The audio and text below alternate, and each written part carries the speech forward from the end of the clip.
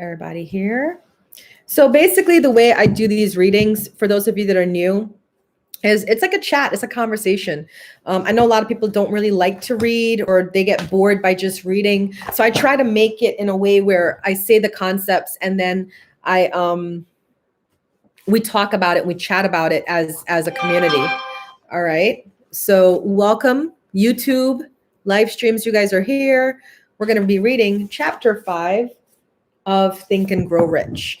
This is a book that's about changing your mindset from a scarcity mindset to an abundance mindset, because what you think is what you create. So the whole idea of us doing this is to get to that knowledge that will gain us riches. Okay, that's why we're reading this book. And I actually read this book every year.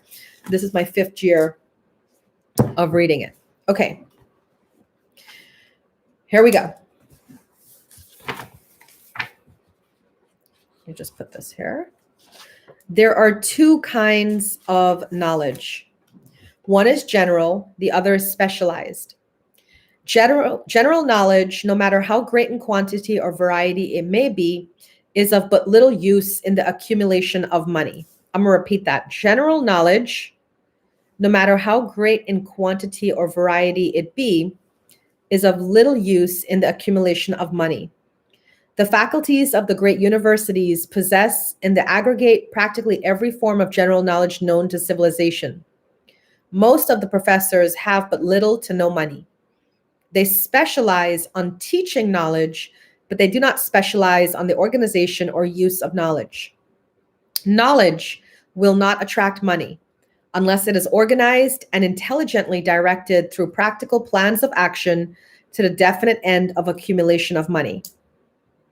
Lack of understanding of this fact has been the source of confusion to millions of people who falsely believe that knowledge is power. It is nothing of the sort. Knowledge is only potential power. It becomes power only when and if directed and organized to a definite end. So we see this all the time with college students who come out of college. They spend 4 years of studying, they got this big degree, and then they can't get a job in the field that they're going into. It's in the application, exactly. So it's important that as you guys learn things, because you're learning a lot of things from this book. How many of you yesterday sat down and wrote out your definite amount? Right? Because remember, we're reading all these things. Exactly, you got to walk the walk. So I started writing out yesterday because we were supposed to write out what, your definite amount you want to make every year, what service you're going to render for that definite amount, and how it's going to come about. You know what I'm saying? Uber. This missing link in all systems of education known to civilization today may be found in the failure of educational institutions to teach their students how to organize and use knowledge after they acquire it. I got it. I don't want to take off my volume. Sorry, guys, about that. Many people make the mistake of assuming that because Henry Ford had but little schooling, he is not a man of education. Those who make this mistake do not know Henry Ford, nor do they understand the real meaning of the word educate.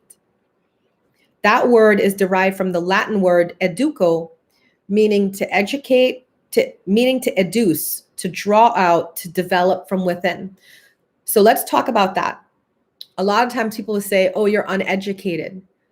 They assume education means going to school, getting that degree, right? Educate comes from the Latin word educo, which means to educe. And educe means to draw out or to develop from within. Exactly, Rose. He says that's what we said about assumptions. And that's the challenge, right, Dad? An educated man is not necessarily one who has an abundance of general or specialized knowledge. An educated man is one who has so developed the faculties of his mind that he can acquire anything he wants or its equivalent without violating the rights of others. Now imagine that as a concept. An educated man is one who has so developed his mind that he can get whatever he wants without violating the rights of others. So you're not stealing, you're not, taking from other people. You know what you want and you get that using whatever, thoughts, processes you have to achieve that, knowing and inspire, right? During the World War, a Chicago newspaper published certain editorials in which, among other statements, Henry Ford was called an ignorant pacifist. Mr. Ford objected to the statements and brought suit against the paper for libeling him. When the suit was tried in the courts, the attorneys for the paper pleaded justification and placed Mr. Ford himself on the witness stand for the purpose of proving to the jury that he was ignorant. Did y'all notice about Henry Ford? That I didn't know he was chastised this bad. The attorneys asked Mr. Ford a great variety of questions, all of them intending to prove by his own evidence that while he might possess considerable specialized knowledge pertaining to the manufacture of automobiles, he was in fact ignorant. Mr. Ford was plied with such questions as the following. Who was Benedict Arnold? How many soldiers did the British send over to America to put down the rebellion of 1776? Isn't this crazy? I mean, in a way, isn't that kind of targeting somebody? In answer to the last question, how many soldiers did the British send over to America to put down the rebellion of 1776? Mr. Ford replied, I do not know the exact number of soldiers the British sent over, but I have heard that it was a considerably large number than ever went back. Finally, Mr. Ford became tired of this line of questioning, and in reply to a particularly offensive question, he leaned over, pointed his finger at the lawyer who was asked a question, and said, if I should really want to answer the foolish question you have just asked, or any of the other questions you have been asking me, let me remind you that I have a row of electric push buttons on my desk. And by pushing the right button, I can summon to my aid men who can answer any question I desire to ask concerning the business to which I'm devoting most of my efforts. Now, will you kindly tell me why I should clutter up my mind with general knowledge for the purpose of being able to answer questions when I have men around me who can supply any knowledge I require? There certainly was good logic to that. That answer floored the lawyer. Every person in the courtroom realized it was the answer not of an ignorant man, but of a man of education. Any man is educated who knows where to get knowledge when he needs it, and how to organize that knowledge into definite plans of action. Through the assistance of his mastermind group, Henry Ford had at his command all the specialized knowledge he needed to enable him to become one of the wealthiest men in America. It was not essential that he have this knowledge in his own mind. Surely no person who has sufficient inclination. See, I needed to read that just because sometimes you feel like you have to know everything, especially about a topic or a thing. But then that's where outsourcing comes in. And that's important because I will tell you, I am a business owner. Exactly. And as a business owner, it is the assumption you need to know everything about that business in order for it to work. No, you can hire people. Jonathan, good morning, sir. What's good? Freedom Fridays. And as always, Uma Stream presented by Skittles, Taste the Rainbow, the main sponsor. Right? So I feel I'm a very educated person because I run my business. I know nothing about taxes, but I hire accountants. I don't particularly like to clean, so I hire a cleaning lady for my house and for my business, right? So it's like you can outsource and not have to clutter up your mind or your time with a lot of things. My old colonel used to always say, surround yourself with people that make you look good. Amen to that. And I'm going to add to that and make you feel good too. That's important as well.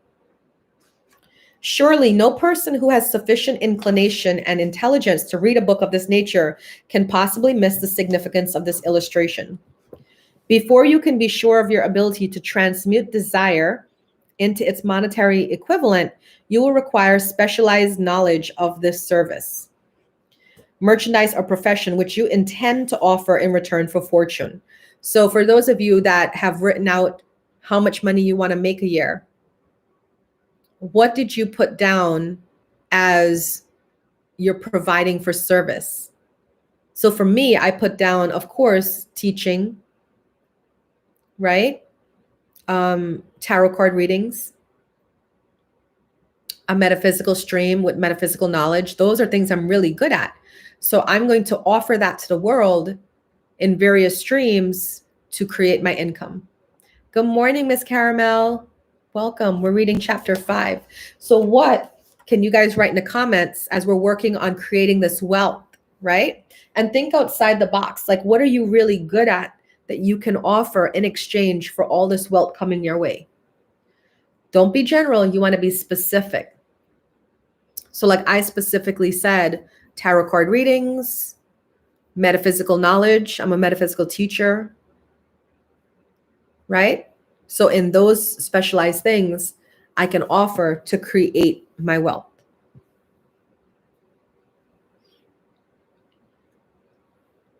All right. Andrew Carnegie stated that he personally knew nothing about the technical end of the steel business. He did not particularly care to know anything about it. The specialized knowledge which he required for the manufacture and marketing of steel, he found available through the individual units of his mastermind group.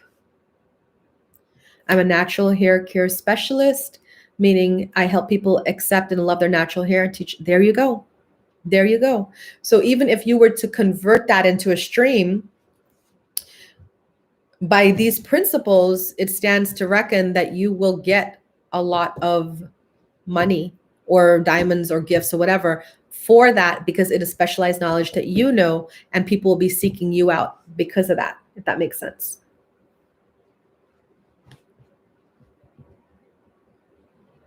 The accumulation of great fortune calls for power, and power is acquired through highly organized and intelligently directed specialized knowledge, but that knowledge does not necessarily have to be in the possession of the man who accumulates the fortune. So you don't need to be the one. Remember, we got to have burning desire. We got to have faith. So you don't need to necessarily have the knowledge to create what it is that you want to create. You can hire people. Good morning, S. Carter. Welcome to the room. We're reading chapter 5 of Think and Grow Rich. Welcome. Exactly. And then you can hire people, right? The preceding paragraph should give hope and encouragement to the man with ambition to accumulate a fortune who has not possessed himself of the necessary education. So don't worry if you don't have a college degree or a master's degree. And I'll tell you that's true, because my father is a millionaire in our country. Over here, he's probably like an average guy, but in our country, he's a millionaire, right? And he has a business, a storefront. He's in sales, and he does not have a college education, but he's educated. Do you understand? I mean, this chapter really could be about my dad, really and truly.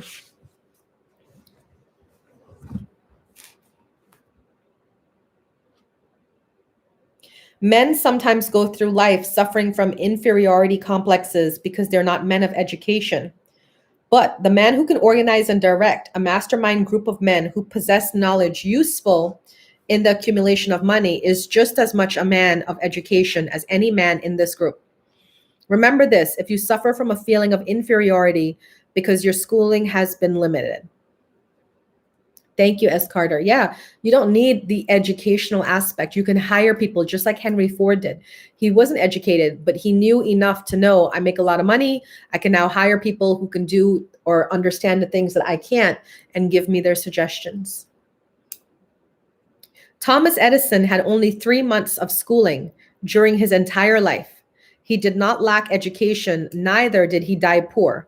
Henry Ford had less than a 6th grade schooling, but he has managed to do pretty well by himself financially.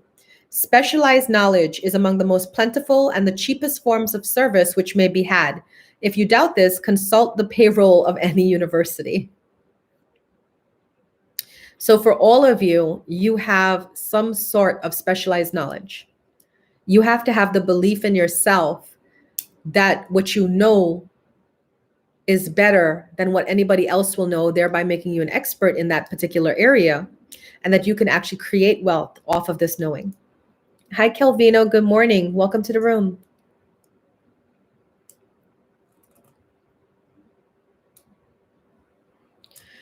It pays to know how to purchase knowledge. First of all, decide the sort of specialized knowledge you require and the purpose for which it is needed. To a large extent, your major purpose in life, the goal towards which you are working, will help determine what knowledge you need. With this question settled, your next move requires that you have accurate information concerning dependable sources of knowledge.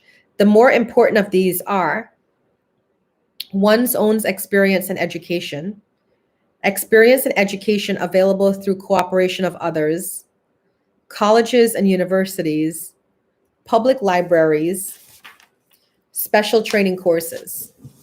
So there's so many ways, like even this, like coming here, listening to me read Think and Grow Rich, that's increasing your knowledge, right? You're welcome, Calvino. As knowledge is acquired, it must be organized and put into use for a definite purpose through practical plans. Knowledge has no value except that which can be gained from its application towards some worthy end. This is one reason why college degrees are not valued more highly. They represent nothing but miscellaneous knowledge. Sad burn. If you contemplate taking additional schooling, first determine the purpose for which you want the knowledge you're seeking. Then learn where this particular sort of knowledge can be obtained from reliable sources. Successful men in all callings never stop acquiring specialized knowledge related to their main purpose. Those who are not successful usually make the mistake of believing that the knowledge acquired finishes when one finished school. The truth is that schooling does but little more than put one in the way of learning how to acquire practical knowledge. With this changed world, which began at the end of the economic collapse, came also astounding changes in educational requirements. The order of the day is specialization. This truth was emphasized by Robert P. Moore, Secretary of Appointments of Columbia University. Particularly sought after by employing companies are candidates who have specialized in some field. Business school graduates with training in accounting and statistics, engineers, journalists, architects, chemists, and outstanding leaders and activity men of senior class. The man who has been active on the campus, whose personality is such that he gets along with all kinds of people, and who has done an adequate job with his studies, has a most decided edge over the strictly academic student. Some of these, because of their all-around qualifications, have received several offers of positions, a few of them as many as 6. So it doesn't pay to be the straight A student. It does pay to be the well-rounded student, where you're probably getting not all straight A's, but you are also, friendly, maybe in a club or two at college. Okay, TMA, right? Mr. Moore said that most companies look not only to academic records, but to activity records and personalities of students.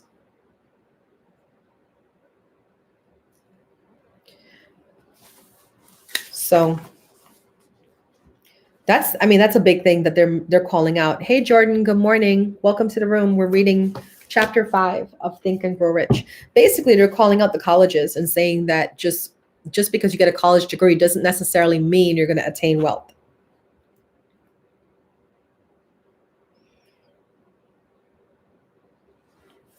Me too, Liz.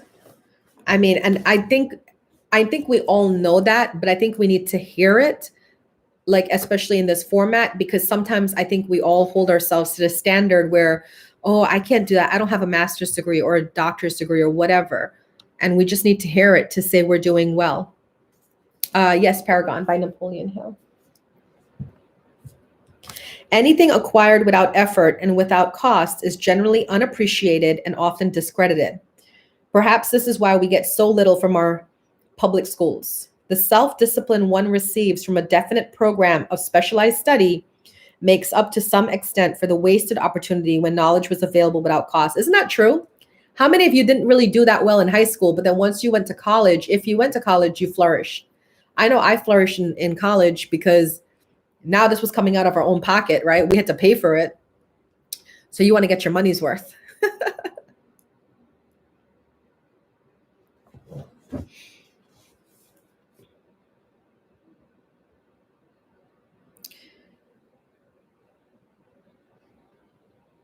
School is pushed so hard. I was so brainwashed. I was going to school for business. Yeah. Yeah. Because my dad, he is a businessman. You know what's crazy about my dad? He'll see, because he's spent his whole life doing numbers and stuff like that. He can see a page of numbers and add it up so quickly in his mind. And then he can add across to, like, it's crazy. He's kind of like a Rain Man. But he taught himself that, not from school. That's what he taught himself. Is knowing you have superior knowledge in something and going for it. Yeah. And you remember, but what's the other chapters too, Rose? You got to back it with faith. You got to back it with a burning desire, right? So we're seeing all the things come together to help us all get to the riches we desire and create. We're seeing the formula, right? I learned this from experience more than 25 years ago. I enrolled for a home study course in advertising. After completing 8 or 10 lessons, I stopped studying, but the school did not stop sending me bills. Moreover, it insisted upon payment, whether I kept up my studies or not. I decided that if I had to pay for the course, which I had legally obligated myself to do, I should complete the lessons and get my money's worth. I felt at the time that the collection system of the school was somewhat too well organized, but I learned later in life that it was a valuable part of my training for which no charge had been made. Being forced to pay, I went ahead and completed the course. Later in life, I discovered that the efficient collection system of that school had been worth much in the form of money earned because of the training and advertising I had so reluctantly taken. So basically, he's saying he gets it. If you have to pay for it, you're going to get your money's worth. He wanted to quit. And if it was a free course, he could have quit and never accumulated the knowledge. But because he had to pay for it, he kept going. Thank you for the fave, Libra Stone, too. We have in this country what is said to be the greatest public school system in the world. We have invested fabulous sums for fine buildings. We've provided convenient transportation for the children living in the rural districts so they may attend the best schools. But there is one astounding weakness. It is free. One of the strange things about human beings is that they value only that which has a price. That is so true. I can't tell you guys how many times I did things. I used to offer yoga classes at my center for free. Nobody came. The minute I start charging, pack room, RSVP only, right? It's crazy. I don't know why we do that. The free schools of America and free public libraries do not impress people because they are free. This is the major reason why so many people find it necessary to acquire additional training after they quit school and go to work. It is also one of the major reasons why employers give greater consideration to employees who take home study courses. That's interesting. They have learned from experience that any person who has the ambition to give up a part of his spare time to studying at home has in him those qualities which make for leadership. This recognition is not a charitable gesture, it is sound business judgment. See, I never thought about that. That's actually really good. They figure it's free, then it can't be resourceful. Exactly. And then when you have to pay for it, or do something like an at-home study course, then you're putting in the time. So they're looking at that as you have the qualities to be a leader, right? There is one weakness in people in which there is no remedy. It is the universal weakness of lack of ambition. Persons, especially salaried people, who schedule their spare time to provide for home study seldom remain at the bottom very long. Their action opens the way for the upward climb. How many of you have settled into the job that you have? Thank you for the cherries, chocolate. Right? How many of you have just settled into the job that you have and say, well, I'm going to hang out here. I don't really have a plan for the future. I don't really have a plan for what's next. I'm just going to hang out here. And then how many of you are surprised if that job ends, you get let go, they downsize, or the company closes? Right, Dad? So what are you doing to create a better tomorrow for you?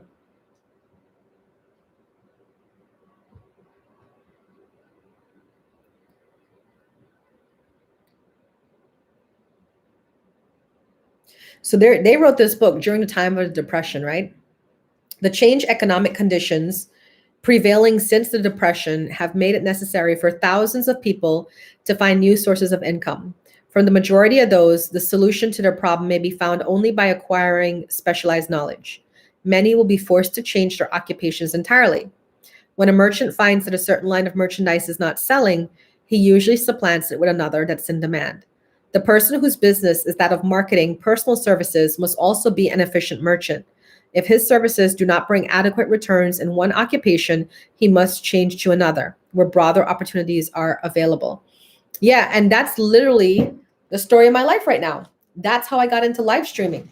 I first came to live streaming to date. So I was dating and I found my boyfriend and I was like, okay, I can get off live streams. But then a funny and a curious thing happened.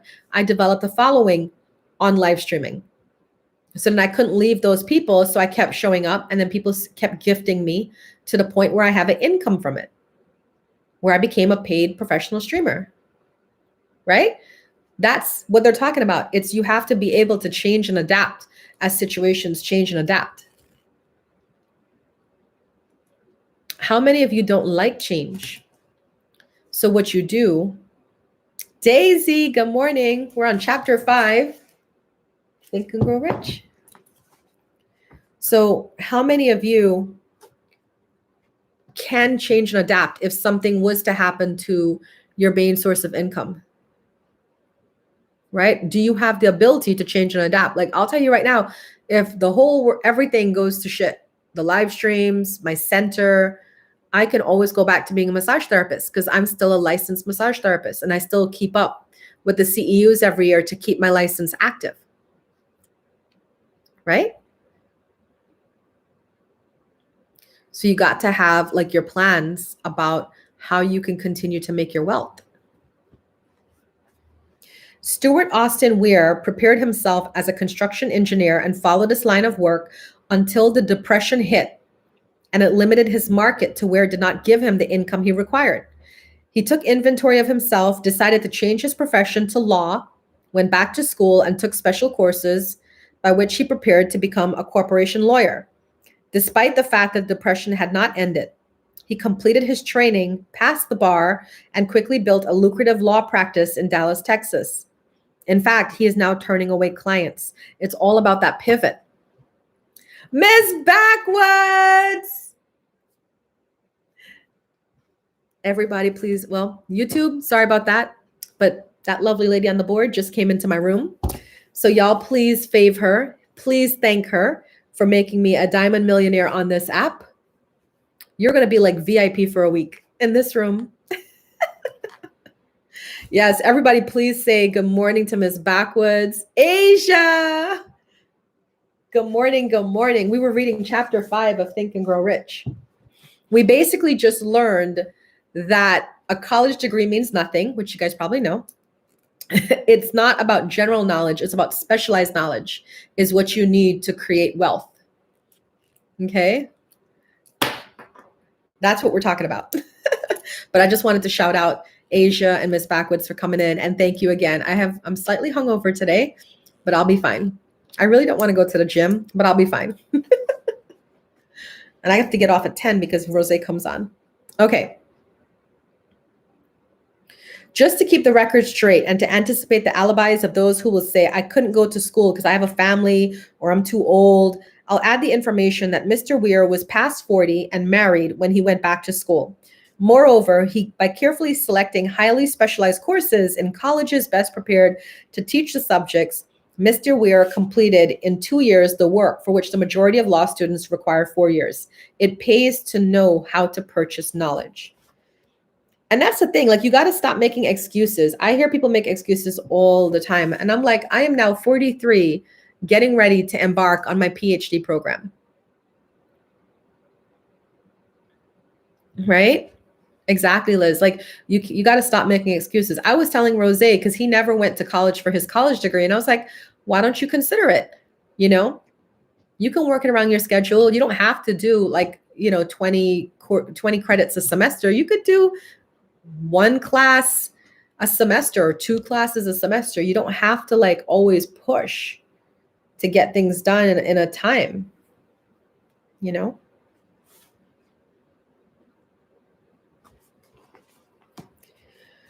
The person who stops studying merely because he has finished school is forever hopelessly doomed to mediocrity, no matter what may be his calling.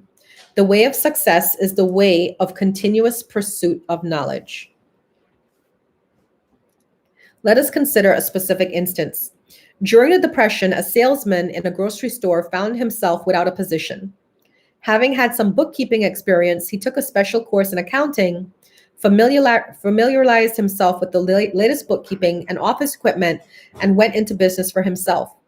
Starting with the grocer for whom he had formerly worked, he made contracts with more than 100 small merchants to keep their books at a very nominal monthly fee. His idea was so practical that he soon found it necessary to set up a portable office in a light delivery truck, which he equipped with modern bookkeeping machinery.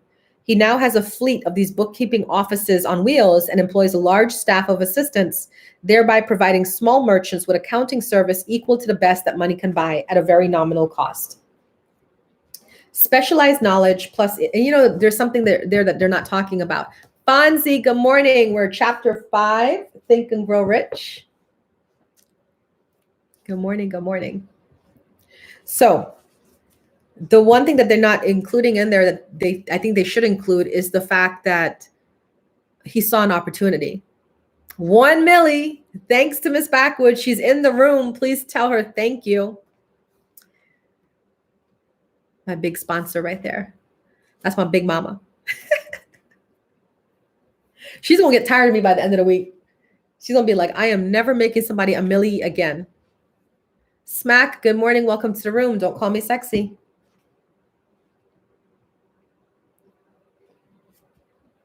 Specialized knowledge plus imagination were the ingredients that went into this unique and successful business.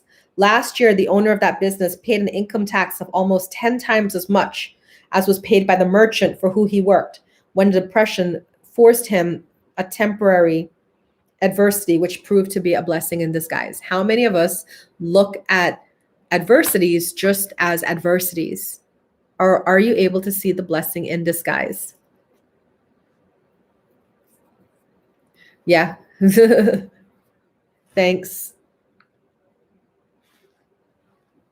Thanks, babe. As harder work. Exact. Okay, good. You guys have positive ways of how you see obstacles, because there are people who don't see obstacles as positive ways in a positive light, and then they allow adversities to take them down. You know? I guess India must be waking up now. The beginning of this successful business was an idea. Inasmuch as I had the privilege of supplying the unemployed salesman with that idea, I now assume the further privilege of suggesting another idea which has within it the possibility of even greater income. Also, the possibility of rendering useful service to thousands of people who badly need that service. The idea was suggested by the salesman who gave up selling and went into the business of keeping books on a wholesale basis. When the plan was suggested as a solution to his unemployment, he quickly exclaimed, I like that idea, but I would not know how to turn it into cash. In other words, he complained he would not know how to market his bookkeeping knowledge after he acquired it. So that brought up another problem which had to be solved. With the aid of a young typist, clever at hand lettering, and who could put the story together, a very attractive book was prepared, describing the advantages of the new system of bookkeeping. The pages were neatly typed and pasted in an ordinary scrapbook, which was used as a silent salesman with which the story of this new business was so effectively told that its owner soon had more accounts he could handle. There are thousands of people all over the country who need the services of a merchandising specialist capable of preparing an attractive brief. Here's the thing. You can't put down your idea because you feel nobody's going to like it. When I started my metaphysical center, now 12 years ago in this area, there was not a metaphysical center like the one I created. Not one in Manassas where I'm at. Now, that my center has been here for now 12 years, we have a lot of metaphysical centers in the area. Like there's like 5 I could think of, and they're all close to my center. They're literally all very close, and we all offer the same thing. So here's the thing. You have to be sometimes the pioneer in that area. But at the same token, you can't get mad when other people start copying you. I'm fully aware that me doing tarot card readings on here and reading a book or meditation, I'm fully aware that very quickly there's going to be other streams offering the same thing. That's always happened. If I'm a pioneer in some area, people are going to come and follow me right after. But you can't let that stop you, because I feel like I'm speaking to somebody either on YouTube or in this room that need to hear about people who imitate you. You still have to keep going. Exactly, Liz. Because if I was to keep stopping every time I started a new thing and then somebody copies it, I've literally had people come to my center, learn my class, learn the way I teach, and then go back to their centers and teach the same thing I'm teaching, the same way I teach it.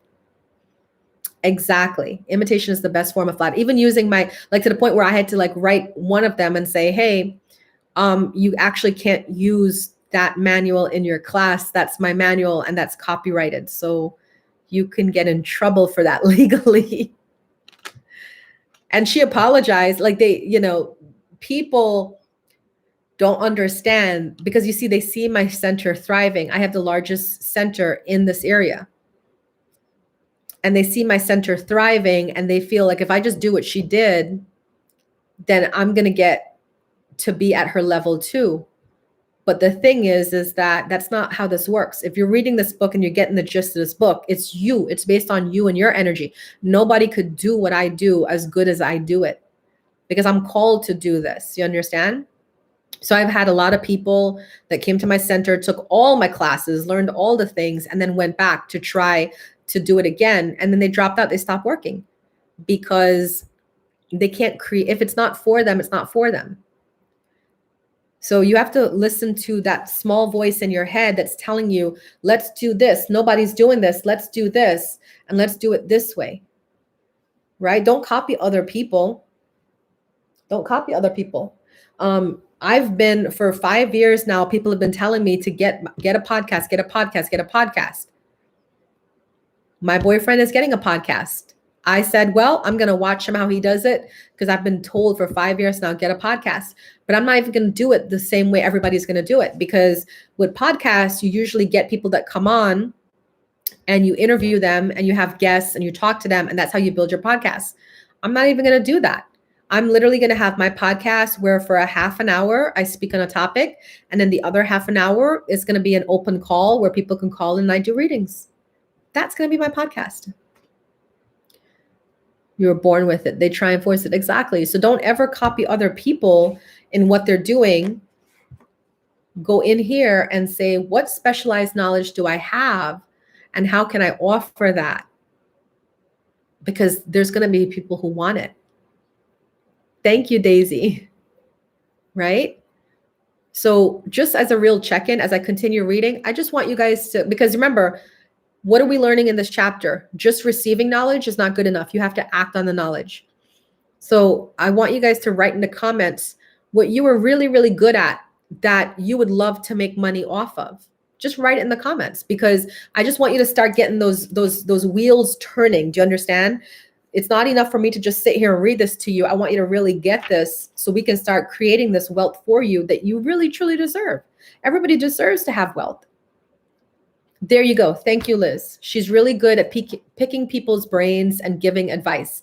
So she don't even need to know at this moment in time how she's going to translate that into money. All she needs to know is I'm really good at picking people's brains and giving advice. So now the universe is going to start turning in her direction because she's identified that. And now she's identified pretty much, I want to offer something to the world where I can pick their brains, offer advice, and it be helpful. And that's how it starts. Writing poetry and giving advice. daycare center and helping people. So a podcast and helping kids. So that's what I want to do. What I'm good at, trying to figure it out. So if you could spend the rest of your life doing something, Daisy, that's how you want to think about it. If you would not get paid, what would you do for the rest of your life? You can though, Liz, because they're called life coaches. I'm a certified life coach. You know what I'm saying? It will not give you all the full scope of practice of that title. It literally is, yeah, you can make it as advanced or as, because I didn't need an advanced course because I already do life coaching through my center. So I just went and took a weekend course and got a certified life coach certificate. You love to empower people. Good. Right? So that's how the brain starts turning. Okay.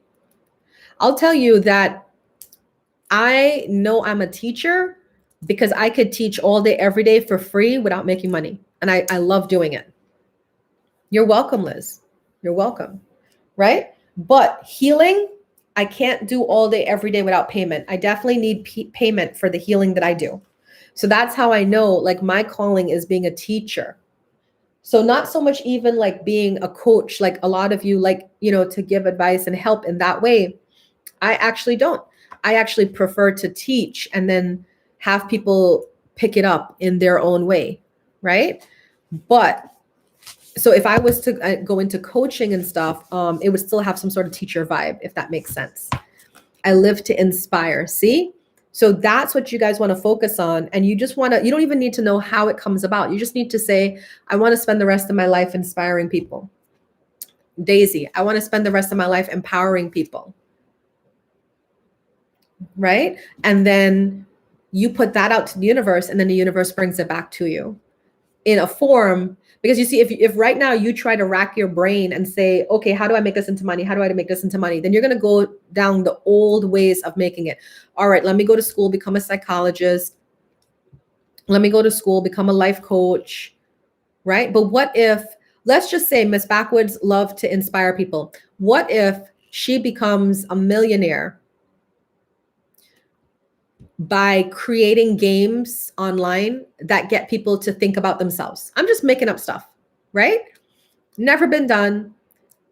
For whatever reason, she feels this is how I'm going to do it. And she doesn't do it for the money. She does it because she really likes doing it. That idea is going to sell. Because I had to sell to an area that is really in the Bible Belt about a metaphysical center. Like, you need a metaphysical center here. So I had to convince the population of Manassas that they were not living because they didn't have a metaphysical center, right? Now, because I believe that so strongly, that a community needs a metaphysical center. I believe that so strongly that not only is it thriving in Manassas, I have people drive in from DC and Maryland to take my classes. I have people drive in from South Carolina to take my classes. I've had a woman fly in from California, live here for a year, and was under mentorship with me for a year.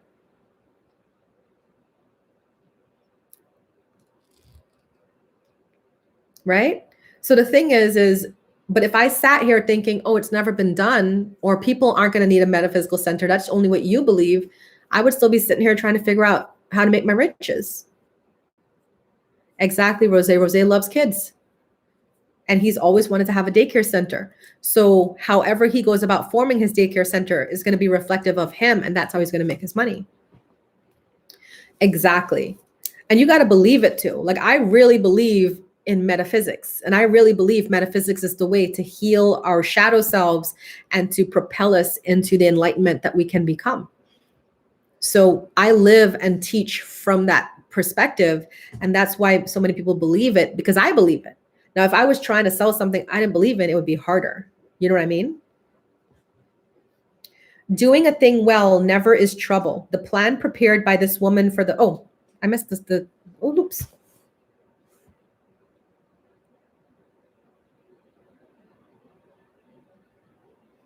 Oh, we're talking about the woman he hired, right? To talk about his company and his idea.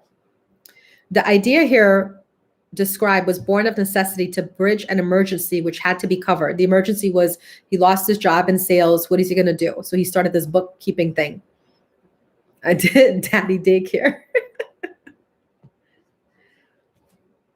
But it did not stop by merely serving one person. The woman who created the idea has a keen imagination. She saw in her newly born brainchild the making of a new profession, one that is destined to render valuable service to thousands of people who need practical guidance in marketing. So now this guy, remember the story started with this guy, he lost his job in sales, so he decided to become a bookkeeper. He gets a fleet of cars and then he drives around, doing bookkeeping for small businesses and makes it cheap enough that they can afford it. Right?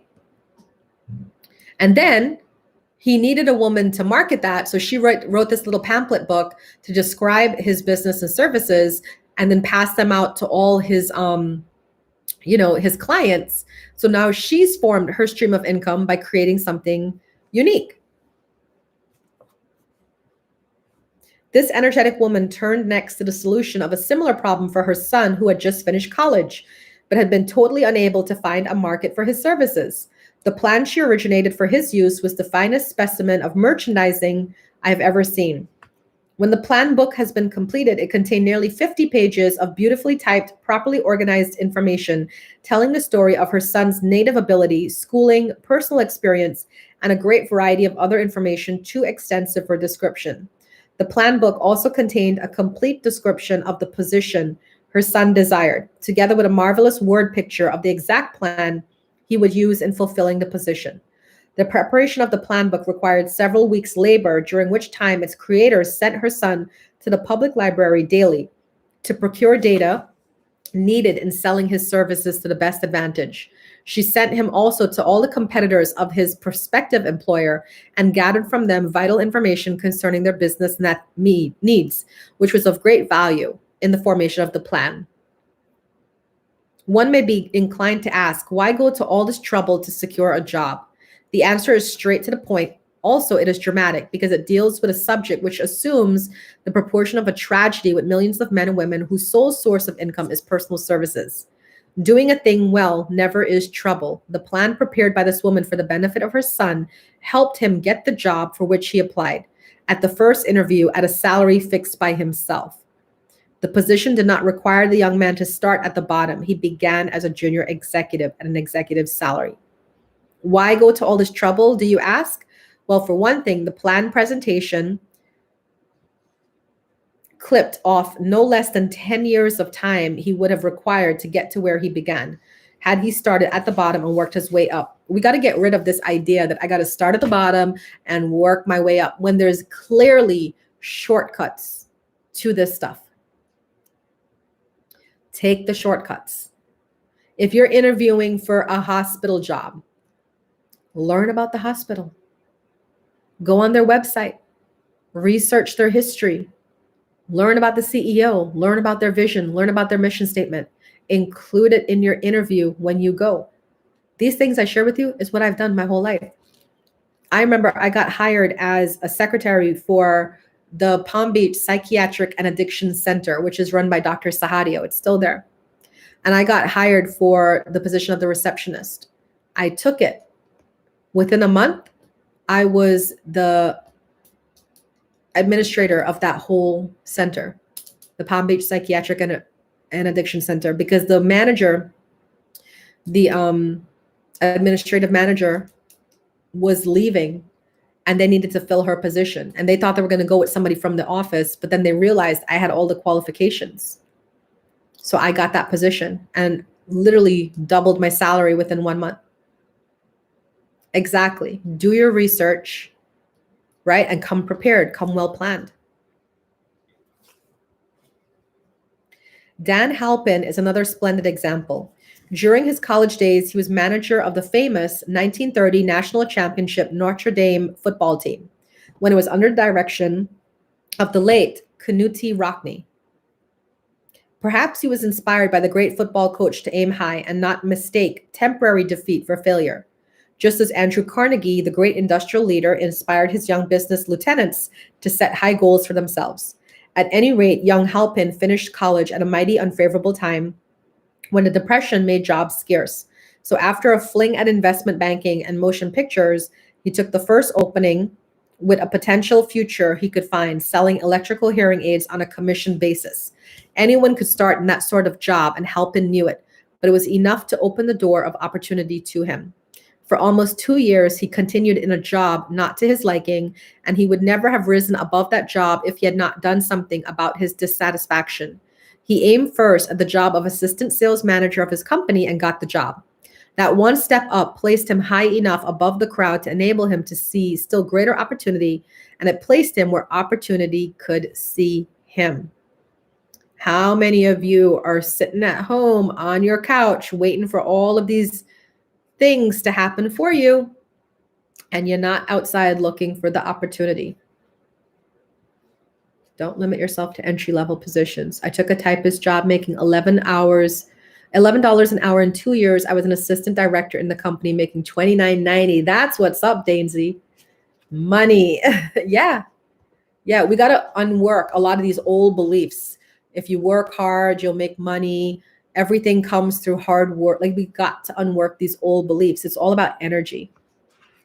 555. Look at this. I saw 111333. Now we have 555 people in this room. I'm seeing all the numbers today. Something special is about to happen today. Well, shoot. Maybe that's just the energy that comes from being a diamond millionaire. He made such a fine record selling hearing aids that A.M. Andrews, chairman of the board of Dictocraft Products Company, a business competitor of the company for which Halpin worked, wanted to know something about that man, Dan Halpin, who was taking big sales away from him. He sent for Halpin. When the interview was over, Halpin was the new sales manager in charge of the acoustic division. Then, to test young Halpin's mettle, Mr. Andrews went away to Florida for 3 months, leaving him to sink or swim in his new job. He did not sink. Knute Rockne's spirit of all the world loves a winner and has no time for a loser inspired him to put so much into his job that he was recently elected vice president of the company and general manager. Here's what I want you guys to know. Sometimes in life, you show up to your job with such a defeatist attitude that you miss out on potential blessings that could come your way. Thank you, Nick Knack, for the fave. Especially those of us in sales. Put in comments how many of us are in sales. I'm in sales, because I have to, of course, sell my services to get paid at my center. So if you're in sales and if you show up to work, like if I show up for a client, right, with a defeatist attitude, okay, this client is coming to me. She booked me for an hour, but she came in on the special discounted price this week for the weekly special. So I'll just go in there and give her like a half-ass job because it's half off anyways, and then come home, right? If I have that attitude, that's exactly what my day is going to be. I never go in with that attitude. You know why? Because that is a potential sale, that is a potential client, and she probably has needs that I can attend to in other ways. So I go in there, give her the service she paid for, which is at 50% off. Let's say it's a weekly special. And then we get to conversate. We get to talk. She gets to meet me as I am. And by the time we're done, she's now signing up. This actually happened 2 days ago. She's now signing up for my 4-week intuitive mentorship program, which costs $444. So we went from a 50% 1 hour session to she's now signing up for a 4-week course with me for $444. And during that course, she's probably going to sign up for more things because I'm going to talk about it. Exactly, Daisy. It's a repeat client. Think and Grow Rich by Napoleon Hill. Lots of good stuff in here, Fonzie. This stuff, like I read this book every year because it reminds me that all of the creation of my life comes from my mind, not from anybody else. And that's what I want to share with everybody. And that's why I'm reading it, because I feel like if you read this book, I feel like it's going to change your life. Along with the other books I'm going to be reading on my streams, all these books are life-changing for me. And I know it's going to be life-changing for people if they just like take the time to listen.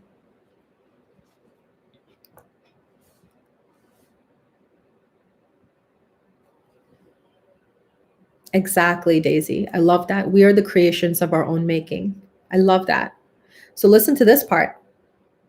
I'm also trying to emphasize another point, namely that both success and failure are largely the result of habit. Did y'all hear that? Both success and failure are largely due to habit. Thank you, baby. I have not the slightest doubt that Dan Halpin's close association with the greatest football coach America ever knew planted in his mind the same brand of desire to excel, which made the Notre Dame football team world famous. Truly, there is something to the idea that hero worship is helpful, provided one worships a winner. Halpin tells me that Rockne was one of the world's greatest leaders of men in all history. My belief in the theory that business associations are vital factors both in failure and in success was recently demonstrated when my son Blair was negotiating with Dan Halpin for a position. Mr. Halpin offered him a beginning salary of about 1/2 what he could have gotten from a rival company. I brought parental pressure to bear and induced him to accept the place with Mr. Halpin because I believe that close association with one who refuses to compromise with circumstances he does not like is an asset that can never be measured in terms of money. Emran, good morning, baby girl. Good morning. Oh, thank you for the gifts. Vegas, good morning. Pecan ice cream is the absolute best thing ever. Like, angel should to have it. Exactly, Daisy. We're just finishing chapter 5 of Think and Grow Rich. Lovely ladies. So what the guy is saying is he encouraged his son to take the job with Mr. Halpin because even though Mr. Halpin was offering him a salary that was half of what his rival was offering him, Mr. Halpin trained under a world famous football coach, and he had a lot of knowledge that he could share that could help him. So how many times do we take a job for money and not think about the consequences? Right? Or let me ask you this way, have you ever taken a job where it was paying you less money than a competitor, but you knew to yourself you were going to get a lot out of that job?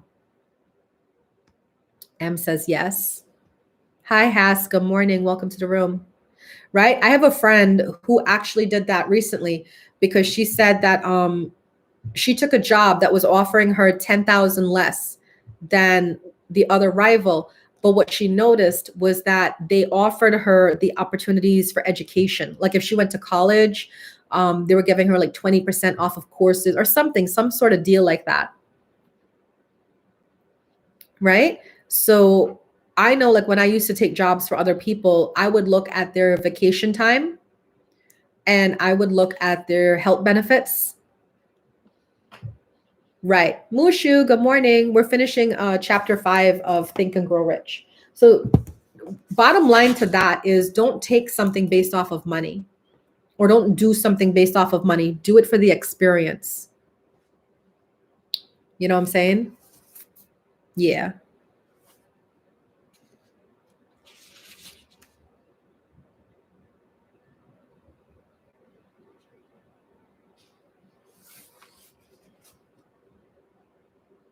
So we're down to like the last few paragraphs. So let's go. Remember, don't worry if you just came in. Whatever you hear is what Spirit wants you to hear. So just trust and receive what you hear. All right. By applying the mastermind principle, a few people with suitable talent could form an alliance, have a paying business very quickly. One would need to be a fair writer with a flair for advertising and selling, one handy at typing and hand lettering. Basically, he's saying you don't need to have all the knowledge. If you want to start something, find people around you who are good at what they do and y'all work together. Like Optics in here. Optics has had a podcast. He knows the ins and outs of podcasting. He was good at podcasting. So I seek him for advice to help me with podcasting. Do you understand? Find people that know more about a certain topic than you do and work with them.